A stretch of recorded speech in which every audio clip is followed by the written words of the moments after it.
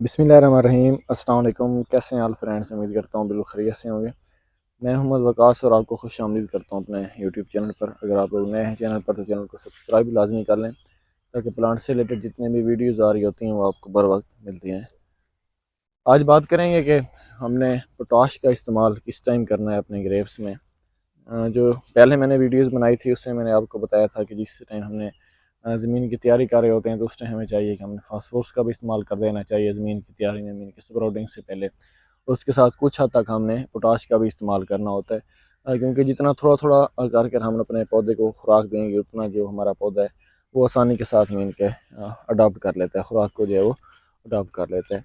अब क्योंकि जो पोलिनेशन हो चुकी है हमारे ग्रेप्स की, उसमें फ्रूट का साइज़ भी अच्छा बनाना शुरू हो चुका है। ये जो भी आप वैरायटी देख रहे हैं ये किंग रूबी वैरायटी है। काफ़ी अच्छी वैरायटीज़ होती है। इसका जो बंचेस का साइज़ है वो किलो तक 1 kg तक मीन के आसानी के साथ पहुंच जाता है। लेकिन नॉर्मल हालात में जो इसका साइज़ है बहुत ही खूबसूरत बनता है। खाने में भी स्वीट है और जो इसका कलर है वो भी बहुत ही खूबसूरत बनता है। तो अब आप देखें, मैंने पीछे जो आपको वैरायटी दिखाई थी, ये देखें, ये NARC ब्लैक वैरायटी है। इस साल थोड़ा मौसम की वजह से इसके ऊपर इतना कोई अच्छा फ्रूट नहीं आया, लेकिन अच्छा फ्रूट है। इसका जो बंच का साइज़ होता है वो बिल्कुल छोटा होता है ना। NARC जो ब्लैक वैरायटी है, तो ये हमारे पास वैरायटी किंग रूबी वैरायटी आ चुकी है और इसका जो दाने का साइज़ है वो भी आप लोग ये देख सकते हैं, अच्छा साइज़ बन चुका है। तो ये बेहतरीन टाइम होता है कि आपने अपने जो पौधा है उसके ऊपर आपने पोटाश का इस्तेमाल करना है, क्योंकि आज जो तारीख है वो 27 अप्रैल है और हमारे यहाँ पंजाब में अगर बात की जाए इसकी हार्वेस्टिंग की तो तकरीबन जून के पहले वीक में मीन की हार्वेस्टिंग स्टार्ट हो जाती है। तो आपने ऐसे करना है कि 1 से 1.5 मंथ पहले जो है वो पोटाश का इस्तेमाल कर देना है अपने फ्रूट के, मीन के अपने पौधों में। पोटाश से क्या होगा, एक तो जो आपका फ्रूट का साइज़ है, साइज़ बहुत खूबसूरत बनेगा, बहुत अच्छा साइज़ बनेगा आपके फ्रूट का। उसके साथ साथ क्या होगा, इसमें जो मिठास होती है, क्योंकि पोटाश आपके पौधे में जो मिठास लानी होती है वो भी पोटाश उसमें बहुत अहम किरदार अदा करती है। और दूसरा जो साइज़ है, जो हमारे पौधे की शेप होनी होती है, वो भी पोटाश की वजह से बहुत ही अच्छी बनती है। अगर आप लोग इस टाइम पोटाश का इस्तेमाल नहीं करते तो आपका जो फ्रूट है मीठा भी होगा, उसकी शेप भी अच्छी बन जाएगी। लेकिन अगर आप लोग पोटाश का इस्तेमाल करते हैं तो उसमें आप ऐसा समझ लें कि सोने के ऊपर सुहागे वाली बात हो जाएगी। उसकी जो शेप है, उसका जो साइज़ है, उसमें जो मिठास है वो बहुत ही अच्छी बन जाएगी। तो इस स्टेज के ऊपर आपने पोटाश का इस्तेमाल लाजमी करना है।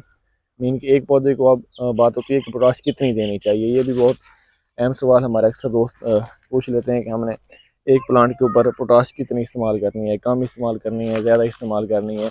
अगर आप लोग एकड़ के हिसाब से इस्तेमाल कर रहे हैं तो फिर आपने कम से कम 50 kg के हिसाब से मीन को जो है वो फ्लड कर देनी है। अगर उसमें फिर मैटर होता है, एक सवाल पैदा होता है कि कितने परसेंट वाली है। अगर दूसरी आपने दूसरा दानेदार नहीं है, मीन के लिक्विड शेप में है या फिर उसके अलावा पाउडर शेप में है, तो फिर भी आप कम से कम 10 kg के हिसाब से एक एकड़ में आप लोग इसको अपने दे सकते हैं, अपने फ्लावर्स को, अपने प्लांट्स को।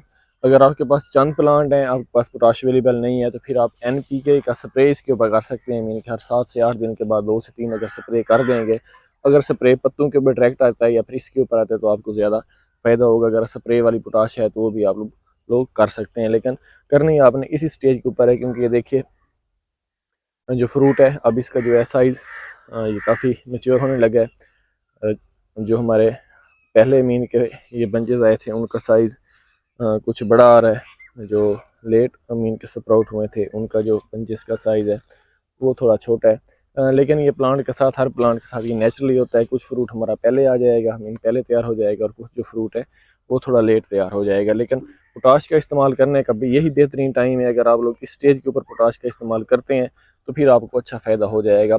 लेकिन उसके बाद जिस टाइम फ्रूट बिल्कुल मैच्योर हो चुका होता है, उसको पोटाश की ज़रूरत नहीं होती, उस टाइम वो लोग पोटाश का इस्तेमाल करेंगे तो उसका फ़ायदा हमारे प्लांट को तो होगा लेकिन हमारे फ्रूट को नहीं होगा, क्योंकि उस टाइम फ्रूट जो है हमारा, उसको जितने भी न्यूट्रिएंट्स चाहिए होते हैं उसमें सारे के सारे अडॉप्ट कर रहे होंगे, और उस टाइम जो फ्रूट है वो मीन के जा रहा होगा, हार्वेस्टिंग की तरफ जा रहा हो, पकने की तरफ जा रहा हो, तो उस टाइम उसको मीन की इतनी ज़्यादा ज़रूरत नहीं होगी। अगर आपने पोटाश का इस्तेमाल करना है तो ये बेहतरीन टाइम है कि आप लोग पोटाश इस्तेमाल कर लें। अगर इस वीडियो से रिलेटेड आपको कोई भी सवाल है तो लाजमी शेयर कीजिएगा। इंशाल्लाह मुलाकात होती है बहुत जल्द एक नई वीडियो के साथ, एक नए टॉपिक के साथ। तब तक के लिए इजाज़त दीजिए। अल्लाह हाफिज़।